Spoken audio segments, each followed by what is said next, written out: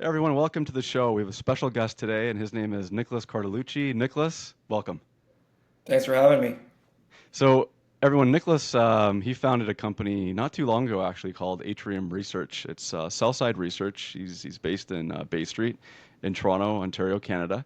Um, Tell us, though, Nicholas, about the transformation of sell-side. You're turning it up on his head, basically, right? It's gone from the old ways to what you envision sell-side research should be today. So tell us about that. Exactly. So I come from the sell side, and so does my partner Ben. And what we kind of learned from working in that experience is that there are a lot of pitfalls to that broker research. Firstly, being the main ways that a company gets coverage from an investment bank is through raising money or through trading commissions. Trading commissions has really had a downturn over the last decade with commissions kind of drying up. So financings are the main way that investment banks make money off of their equity research, building those relationships and maintaining them. With that, a lot of companies go uncovered in the Canadian marketplace because they're not raising money, or they might be too small, or they might be too illiquid. So we found from working on the sell side that all the best companies that aren't raising money, that have a good story to tell, they don't get that support from the brokerages and from They're the completely research. ignored. Exactly. Yeah. So there's a whole group of companies that we found on the sell side that we weren't allowed to cover that we figured deserve research coverage and want to write up a high quality document, explain the investment thesis, the company overview, the exact same way we do it on the sell side, and then distribute it to an audience of people that care about small cap stocks. So that was kind of the rationale. A couple other pitfalls when you're on the sell side. We have this pitfall as well, is that you're forced to be constantly bullish on the company because you have that backing of the financing and the relationship management. So it's not a perfect system, what we have on the sell side, and it definitely has some biases to it. So with that kind of philosophy, we founded Atrium just about 2 years ago, where we're providing issuer-sponsored research to some of these small cap Canadian equities. And we didn't invent this model. It's been around for a long time. It's actually extremely popular out in the UK and Europe, where about 30% of the research is actually company sponsored at this point. So the sentiment has really shifted towards when someone reads a sponsored research document that, okay, this is biased, we shouldn't trust what they say. That sentiment has really changed over the last couple of years because of how popular it's gotten over in the UK. So that was the main philosophy behind founding Atrium, going after a lot of these Canadian companies that don't have that broker coverage. And then in Canada, especially, we have such an active junior market with a TSX venture, companies going public at a much earlier stage than they would in the US or other markets. So there's a plethora of companies out there that we think deserve equity research coverage that aren't getting it at the moment. So we cover about 15 names right now. We have a bunch of initiations in the works, so you'll see a lot of research content out from us. And the whole thing that we're trying to do is come up with a high quality institutional type product, but then distribute it to as many people as we can. So we're trying to completely democratize the access to this research. As you know, the broker research, you have to be an institution, high net worth, you have to have an account. It's really hard to get broker research. Where with us, we're incentivized to get the research out to as many people as we can. So anybody can subscribe to our email list for free. All the research is on our website. There's no paywall. You don't need an account. It's all on Twitter, X, LinkedIn, Reddit. We do management interviews on YouTube. So the access is fully open, and we're trying to partner with these great companies and then distribute the research to the whole cap table across institutions, retail, and then even back to the sell side. And as we can act as that bridge to getting a company from zero analysts to one with us, and then two, three, four. And what we always see is going from zero analyst to one analyst, that's the hardest jump to make. But then going from one to two is a bit easier, and then two to five happens really fast because there's already a foundation of work out there and an understanding of what the company does and the thesis behind it.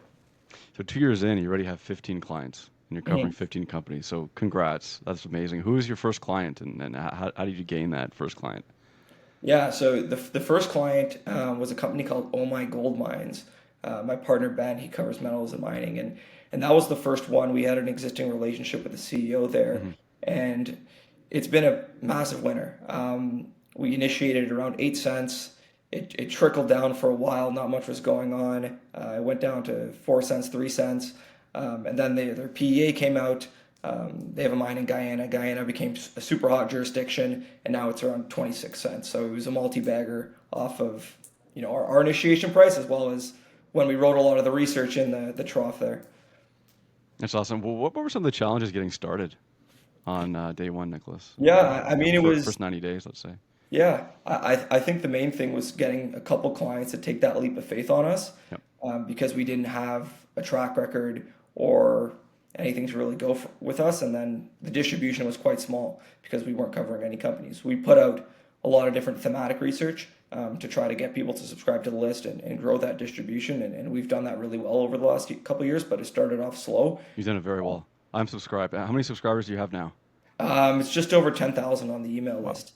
And how can people subscribe? They just go to your website, Atrium Research. Is it .ca or .com? Exactly. At atriumresearch.ca, you can subscribe on there, or if you'd rather get your research on Twitter or LinkedIn, it's all on there as well. Awesome. So what you also produce, you've been producing it since November of 2023, is what you call the Takeout Report or the Takeover Report. You don't have to do it, but obviously it's of interest to a lot of people, including me, microcap, small cap investors, Oliver X, and people who subscribe. Tell us about your Takeout Report. What inspired you, and tell us about it. Sure. So I have a bit of a presentation here I'm going to share. Sure.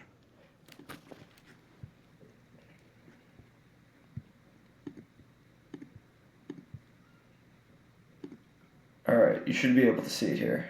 Yep. So we started this report in November of 2023, and it goes back to September is when we started seeing these takeouts in Canadian small caps. And since then, there's been about 37 takeouts. This kind of breaks it up into different cohorts. The cohort in gray is the newest one from the report that we put out just last week.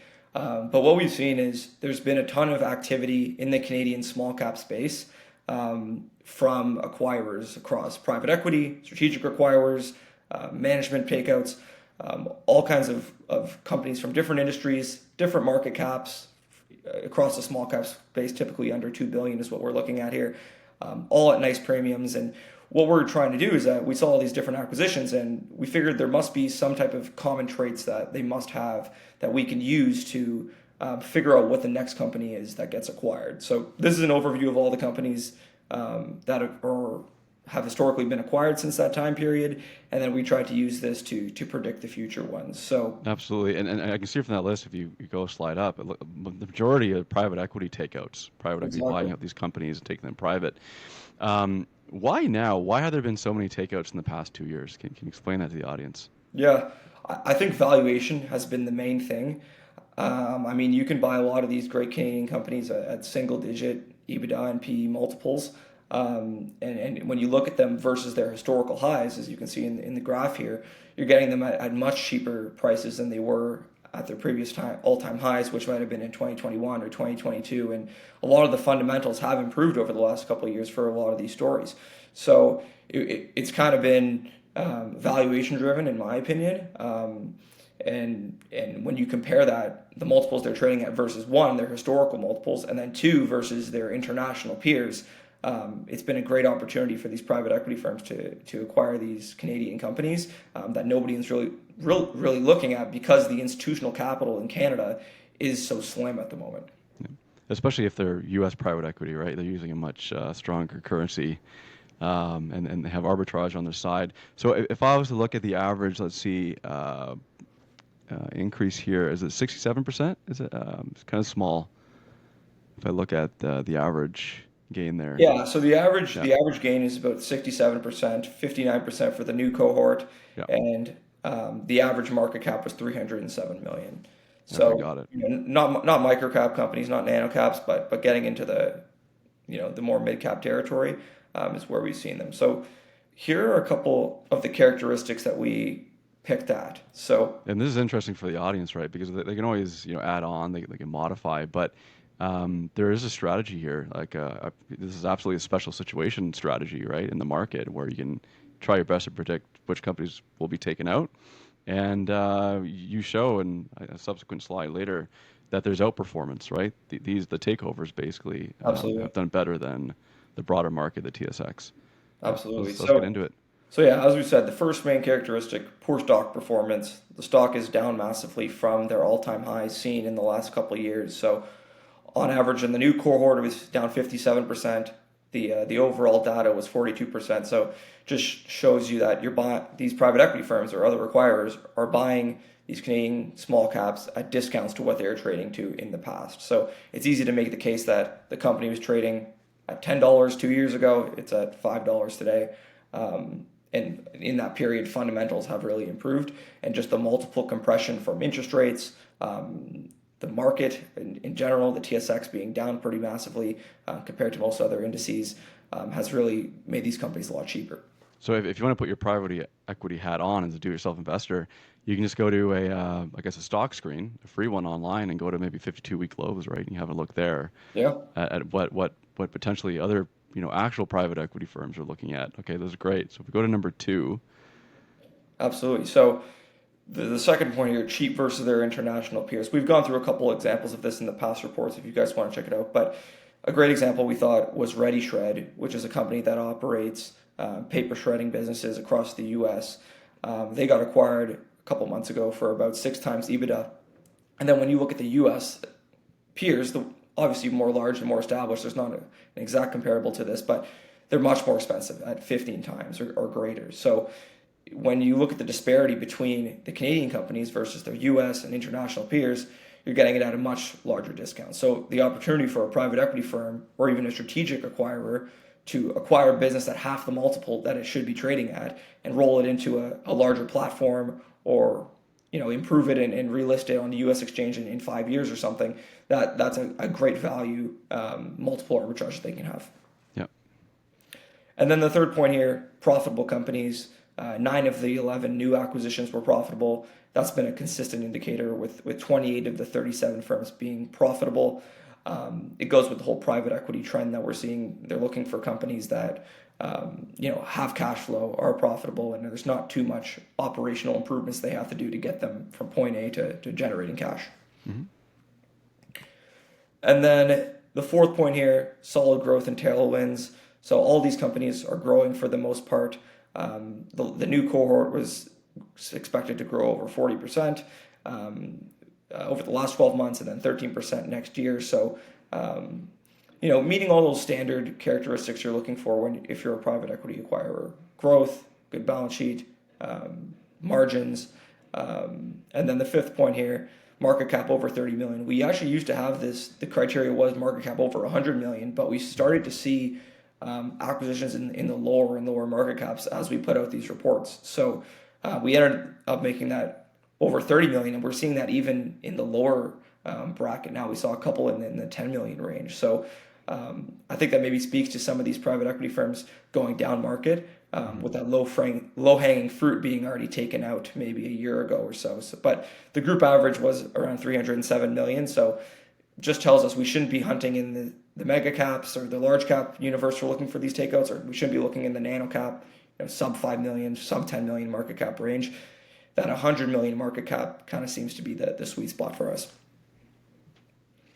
And then the sixth point here, private equity friendly, as we mentioned. 19 of the 37 deals were completed by private equity, but we did see this slow down over the last cohort, with only 3 of the 11 new acquisitions happening by private equity firms. So that could speak to the valuations in the space improving. We've had a lot of winners in the Canadian small cap space, and the valuations have improved, and we have seen capital return into the space from the institutions. So maybe, that low-hanging fruit is gone, but we're still seeing a lot of value opportunities, when you compare to those historical multiples, and then as well as peers across the world. So for the companies being taken out not by private equity, who's taking them out? Yeah, so strategic acquirers, so other companies in their space, in their industry, that are just trying to roll up ad revenue, ad footprint, for example. And then we've seen a couple management takeouts as well, privatizations of companies. Are you seeing any trends with sectors, industries at all, or is this across the board takeouts? Yeah, it is really across the board. We're not looking at anything resource based in this. That would be a whole other kind of report. But I would say that the main sector that this is happening in is technology. As I'd say, technology multiples are getting a lot higher internationally, probably at all-time highs. And there's Uh, not reflecting here in Canada that's not on reflected here in the Canada. TSX or Exactly. TSX Yeah. Venture, which is Right. really unfortunate.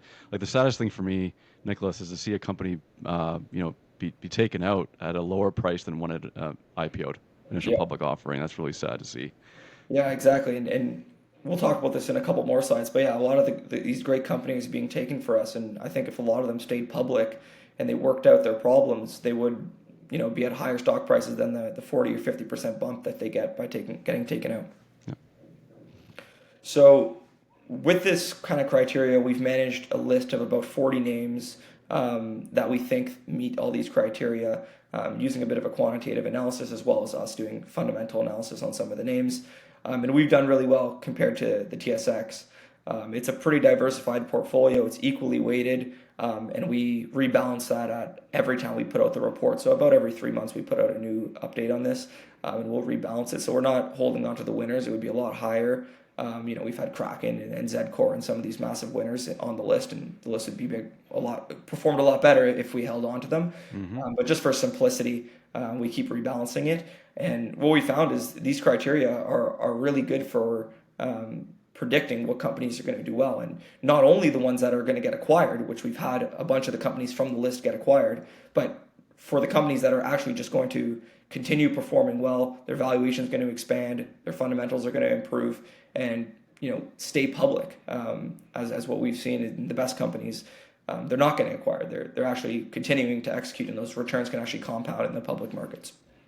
So if people want to see what companies are on the list right now, they can go check it out in the full report. There's about 40 names. We go through all those 6 criteria for them and kind of give some data on how they match up with that.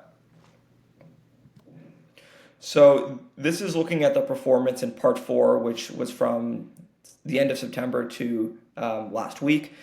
So we've had a couple multi-baggers in here, but the main thing we wanted to say was that the disparity between the top 5 performers and the bottom 5 performers is great. And there's a huge asymmetry that happens in these Canadian small caps because of the multiple expansion that you can get on some of these names, like Zedcor, like Kraken.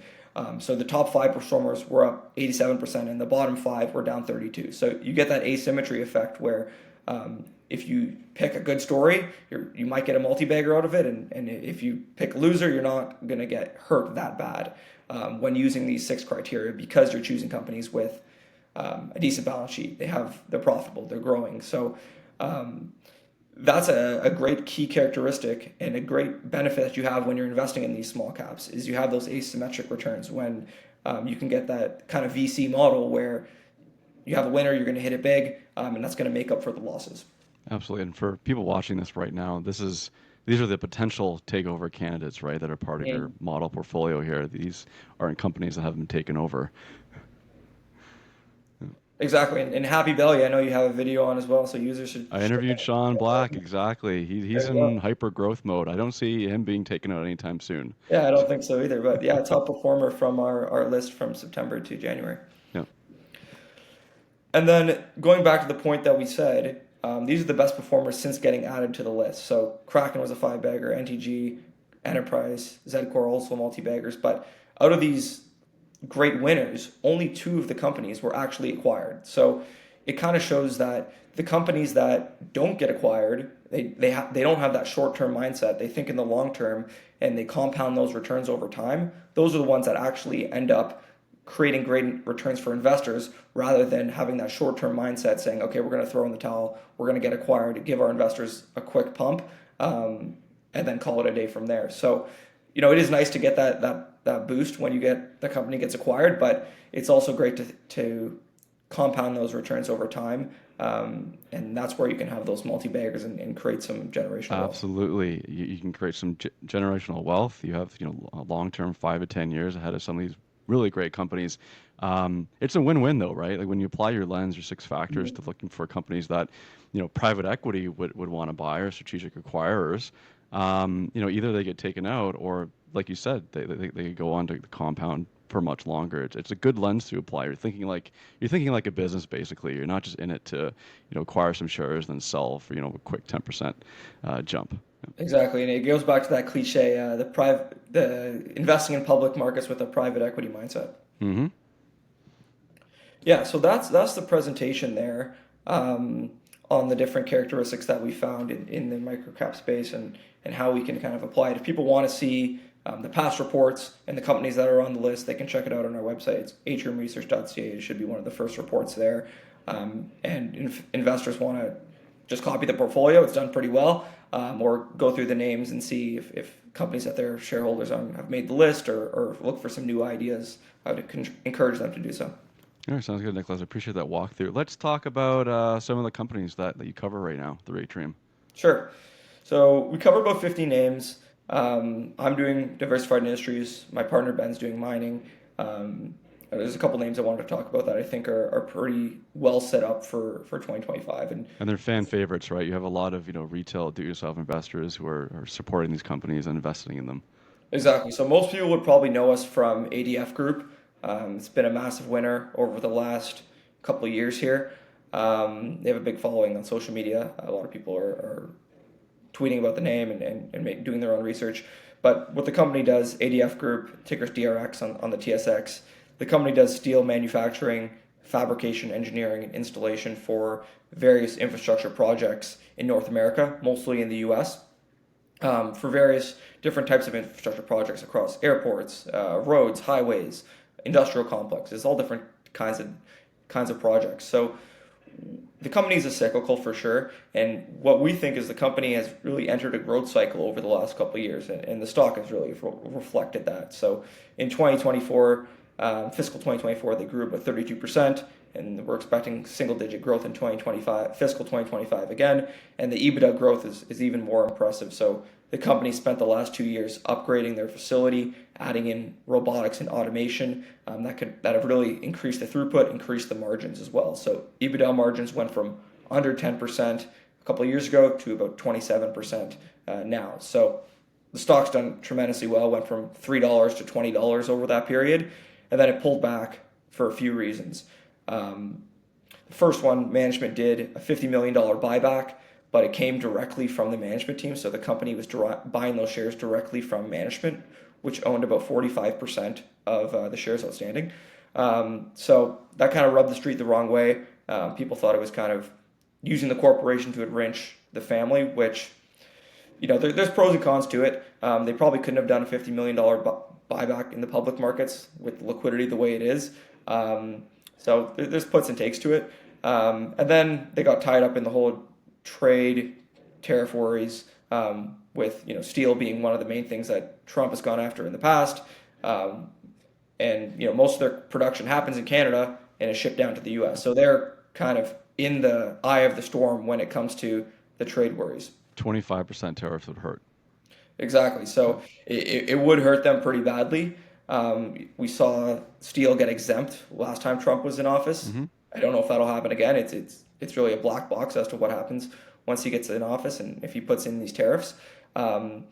So it could hurt them. They do have the Canadian dollar on their side because they do manufacture in Canada for the most part, and then they bill in USD. So that is a positive towards them. And then the third reason why I think it's declined pretty drastically would be the declining backlog. So the backlog has actually declined in the last couple of quarters. Management has kind of eased the street and said that they're not too worried about the backlog. New orders will come, and they're trying to post top line growth in the next year. But this is all priced into the stock, in my opinion. It's trading at around 3 times EBITDA right now, historical low. Companies buying back stock in the public markets this time, and it trades at a major discount to most of its peers. So management's committed to signing new contracts, getting back to revenue growth. So I think the stock should do pretty well. Along with if we get a resolution on the trade front, then this seems to be one of the names that's directly affected for it. So if you want to express your view that the trade tariffs don't actually happen, then this could be a good name for that. Is ADF Group, Nicholas, is still founder led? Yes, it is. So there's 3 family members that run the company. They are the sons and daughters of the founder of the company. So it's a family-run business. All their kids work in the business as well. So it is a true family business. They're going to act in the view of shareholders, in my opinion. And what's their vision, like their 5-year vision for the future? Are Yes. they going into new markets, new products? Yeah, so they have a ton of excess capacity at their facilities. We visited them a couple months ago, both in Canada and the U.S. So Hmm. they think the cycle is going to continue moving in their favor. Dollars are going to keep getting deployed in infrastructure projects across both the public and the private sector, and they have the capacity to continue taking on those projects and growing the company. So they definitely don't think that the cycle's over. They think they're going to be able to continue growing the top line in the next couple of years, and the profitability should continue to be strong. Well, let's talk about the next company then. Sure. So the next one, it's actually already been mentioned on your channel by Matthew Martin, is BQE Water. Hmm. It's a great company. They do water treatment service for mining clients around the globe, removing contaminants from the water. So I won't talk too much about what they do, but I'll talk a bit about why it's a great setup for the company. So traditionally, what the company did was more technical service consulting revenue, one time in nature. Um, and they had the water treatment side where they're actually operating these plants, cleaning the water. That was about 10% of the business. Nowadays, it's around 40%. So the business has really transitioned away from this technical consulting one time revenue to this recurring model. So as that segment becomes a larger and larger portion of the business, I think the multiple is going to expand, and we've seen it expand over the last little while, and the stock's done well. So the company, again, wasn't profitable a decade ago. With that transition that they made, they've really pushed the profitability. So we're expecting a 28% EBITDA margin this year. So lots of cash, generating cash, great balance sheet, and they have tailwinds in their favor. So firstly, the mining cycle with the gold price all-time highs, copper still holding in pretty well. So money's going to continue getting deployed in mining capex across the globe, and then environmental regulations and water discharge regulations keep getting more strict on a year-to-year basis. So that's playing into their favor. They have a couple, they call them company maker projects in the works, which are kind of massive projects that can really transform the company. So if that's more of a blue sky scenario, if they can get some of those signed on board, that can really boost the revenue. But even the base case, they should be able to post double-digit growth for years to come. And the stock's cheap. It trades at around 8 times EBITDA, which is cheap for a water company. Lots of cash, still in that sub 100 million market cap range, so that there hasn't been many institutions that have discovered it. So it's cheap in our view. It has a great track record. The team's highly technical, and has a great setup going into 2025. It's been one of the best consistent performers, absolutely, on the TSX. Yeah. And then the third one I wanted to talk about is Dynacor Group. So this one has co-coverage between myself and my partner Ben, but most people hear mining and they run from the hills. Almost as bad as when you say cannabis to institutional investors. Yeah, a lot of people were burned by cannabis, right? Yeah, exactly. So 2018, 19, I think and then mining even is, more burned by mining, probably. yeah, perhaps. But this is, in our opinion, one of the key compounders in the sector. So they don't actually mine ore. They're ore processors. So they get gold ore delivered to them by various small and artisanal miners across Peru. So Mhm. they're working with small businesses, local communities that deliver the ore to them. They process it through their plant, so they don't have that mining or exploration risk that a typical mining company would have. So the company's been able to expand their facility on a year-to-year basis, and they've posted a long-term track record of growth. So they have over a decade of 10% top line growth, as well as 10% operating cash flow growth. So long-term track record. And the company wants to get to $1 billion in sales by 2030 versus about 300 million today. So they're going to do that through expanding their current plant and existing plants in Peru, as well as expand into West Africa, go into a new jurisdiction and try out the same model that they're doing in Peru. So the company's got a great balance sheet. They have 40 million in net cash. It's got a 2.5% dividend. They increase it almost every year. The dividend's actually grown at a 20% CAGR over the last decade. They buy back stock every year. The stock's done tremendously well. If you look at it, it's just been a 45 degree. It's been a compounder, a straight line. So the gold price obviously helped, but they've done a lot of the right things in terms of increasing their plant, their capacity at their plant, And our model, we're still assuming $2,000 gold. That implies about 3 times EBITDA. So if you use 2,600, it's very, very cheap if you use the spot prices. So super cheap company. You get that long-term growth track record. They're going to continue growing, and you get some exposure to the gold price, which has been performing very well over the last couple of years. That's an interesting company to look at, Dynacor. One of the factors, though, that people who want to invest in mining companies need to consider is the political climate, Mhm. right? Because in some of these countries, when an administration changes hands, it could be a drastic change.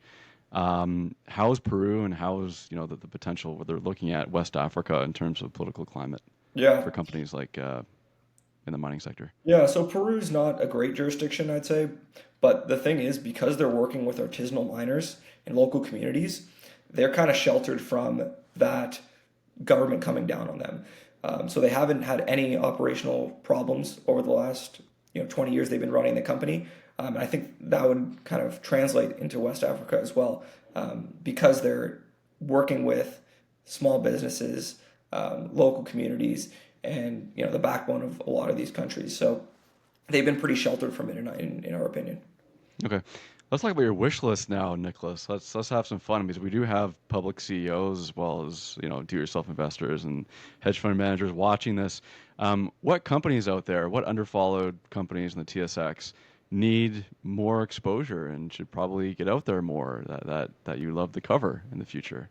Yeah, so there's a company we actually mentioned on the last Takeouts report. It's called Velen. The ticker's VLN on the TSX. And what the company does is they manufacture industrial valves for various industries, but mainly nuclear plants. So they're used in over 90% of nuclear power plants across the globe. Specifically in North America, it's around 98% of power plants use their technology. So the company is very cyclical, as you'd imagine, but with all the nuclear renaissance that's been happening today, with different countries opening up new plants, companies reopening plants, we've seen Microsoft and all these tech companies go deep on nuclear as well.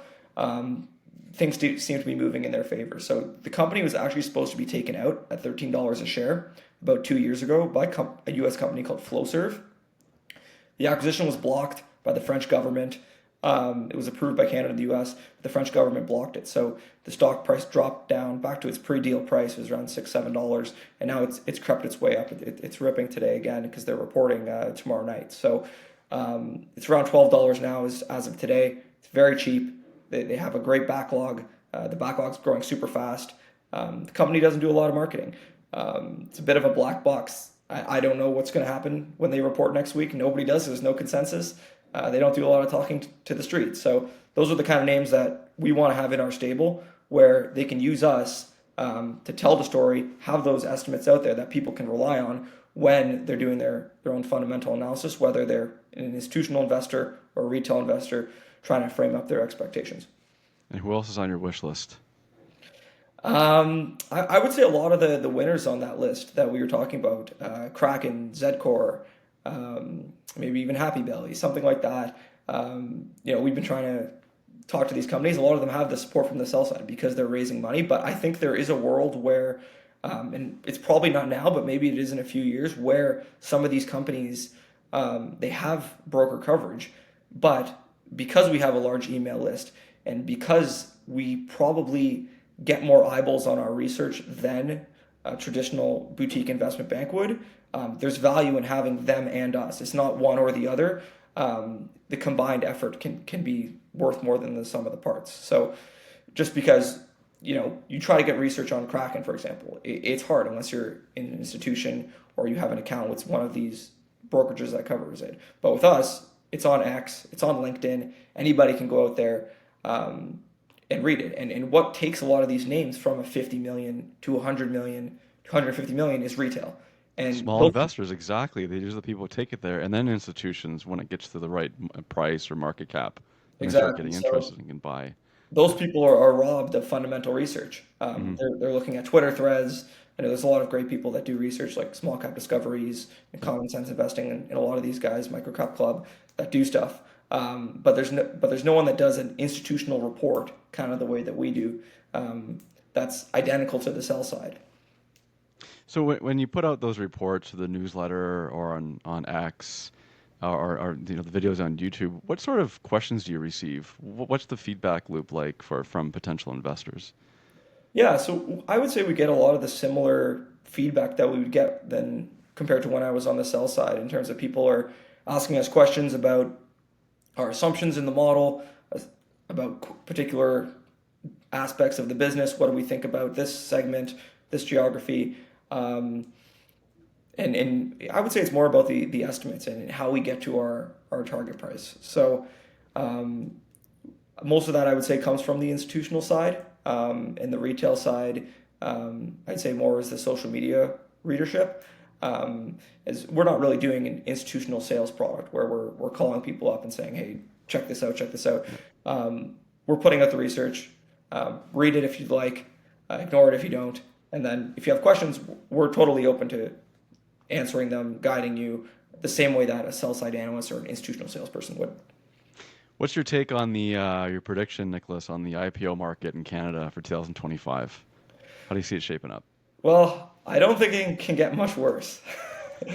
Maybe that's the best way to put it. I don't know any IPOs that have happened in the last year that I was really excited about. Yeah. So um, I think that we could be up for a good year here. We're starting to see a lot more of that institutional capital start to flow back into the space as we've had these massive winners. And people look at these companies that have been successful and they're getting high multiples in the Canadian marketplace. So I think we'll have a better year um, than we've had in the past. A To lot of your the point, guys, it can't get worse, right? yeah. I mean, a lot of the guys you've had on your show, I think they're going down in market cap now Yep. to the 100 million market cap, the 50 million market cap. So that's going to play all into it and really support the IPO market and the overall liquidity on the TSX venture. How do people on the call here, or sorry, viewing the video, how do they keep a pulse on the IPO market in Canada? Like, what are the free resources out there where you can see all the new listings, all the upcoming listings? Yeah, there's a couple. I think the TSX does a little bulletin towards it. There's, I think, one site, it's called baystreet.ca. They do kind of a list of the companies that are going public. And then just keeping your ear to the pulse on X and LinkedIn. That's kind of where I get a lot of my market news when CEOs post these things. And joining those mailing lists when companies have them and staying up abreast to what's coming out. How many clients do you want in the roster, Nicholas? Yeah, I mean, between the employees we have now, I would say 30 would be pretty good. 25 to 30. We're working on about 5 initiations right now, so there's going to be a lot of research coming out in the next month. So I'd encourage people to subscribe and check that out. But if you think about a traditional sell side analyst, they're covering 15 to 20 names, I'd say. Depends. Some people are covering more. But if we can do, I'd say 50 names between me and my partner Ben, that would be great. And then expanding into other sectors where we don't have experience, with additional analysts like oil and gas or healthcare, other places where we can't really do justice on some of those companies, and getting a more expert vision on them. How do you invest in your personal account? Do you have the takeout strategy that you actually apply to your personal account? We'd love to know. Let's hear it. Yeah, I invest in a lot of these small cap Canadian equities, a lot of them on the takeout list. But I also go up market. I mean, I've been in Constellation for a long time. I've been in Fairfax for a long time. TerraVest, Hammond Power was a massive winner. So I'm not really bound to the microcap strategy. I go to where I see the value. And I think I've been pretty successful with some of those winners. But yeah, I own a lot of the companies on the takeout list. If you scroll to the last page, it discloses the companies that I own. Yeah, absolutely. I ask all my guests this question, but your favorite investing book, like what really sparked the Mhm. interest early on for you? Yeah, I'd say there's two. Yeah, One would be Hundred Baggers by Chris Meyer. yeah. I think that's a great book that really opens your eyes to the returns that you can actually get if you're investing for the extreme long term and you have those factors playing into your favor with increasing earnings and increasing multiple over time. I think he does a great breakdown of that. And then the other one, it's more of a technical handbook, I'd say. It's called The Best Practices for Equity Research Analysts. It's by Never James heard of that one. Valentine. It's a bit of a more rare book. I think if you go on Amazon, it's like $100, $150 or something. I Yeah. had to get it from a library. Um, but it really goes into the aspects of being a good research analyst rather than how to pick stocks. It's how to be an analyst. So Mm, I'd say the key takeaway from that book that I really liked was that every company has one or two key factors that you need to keep a pulse on, and then everything else is kind of a wash. So as long as you focus your research around what those factors are, for some companies it'll be sales growth. For some companies it'll be EBITDA margin. Some companies it'll be backlog or balance sheet, right? And you should identify what those factors are, keep a pulse on those, focus your research on those, and then you'll be able to predict where the stock goes. So it's more of a technical handbook on how to do the job of a research analyst. it's so true. There's sector specific Yeah. metrics, right? Like in mining and junior oil and gas, the questions that you have to ask yourself before you invest, right, are different than before you invest in a tech company, Mhm. right? That's really interesting. Okay, well, this has been great. It's been a fun conversation, Nicholas. I wish you all the best for the business, and it looks like you're going to be doubling your book of business, your client roster, and hopefully some of those clients on your wish list you can gain in 2025. Thanks again. Amazing. Thanks for the time. It was fun.